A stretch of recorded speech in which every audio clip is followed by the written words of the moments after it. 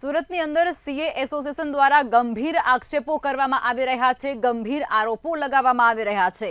આ જાણકારી અત્યારે સુરતથી પ્રકાશમાં આવી રહી છે। સુરતથી આ મોટા સમાચાર જેમાં ભ્રષ્ટાચારથી કામ થાય છે તેવા આરોપો સીએ એસોસિએશન દ્વારા કરવામાં આવી રહ્યા છે। ગાડી પકડાય તો 20% સુધી હિસ્સો માંગવામાં આવે છે। ત્યાં સુધીના આક્ષેપો સાથે જ જીએસટી વિભાગમાં ભ્રષ્ટાચારની વ્યાપક ફરિયાદો તેમના દ્વારા કરવામાં આવી છે। રિફંડ ઇસ્યુ કરવામાં અધિકારીઓ લાંચ લેતાની ફરિયાદો પણ તેમના દ્વારા થઈ છે અને એટલું જ નહીં, અધિકારીઓ લાંચ માંગતા એસોસિએશનમાં પણ નારાજગી વ્યાપી ચૂકી હોય તે પ્રકારની સ્થિતિ ત્યાં જોવા મળી રહી છે।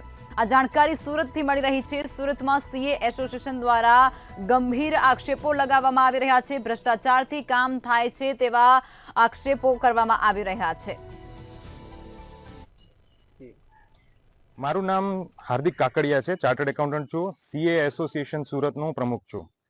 અત્યારે જે ટાઈમ એટલે મની હોય છે, ટાઈમ મની હોવાને કારણે દરેકને સમયની સમસ્યા હોય, બધાને સમય દબાવવામાં આવે એટલે વ્યવહાર થતો હોય છે।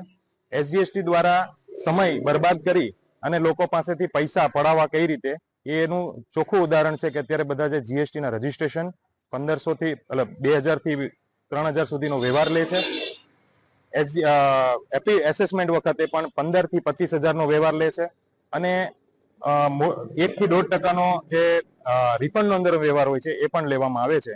એના સિવાય જો એ ન આપે તો સમય પસાર કરીને સમય બરબાદ કરવામાં આવે છે। આવા કારણે જે વેપારીઓ છે એ મુશ્કેલીમાં પડતા હોય તો એ જે કે તે પ્રમાણે આચરણ કરે છે।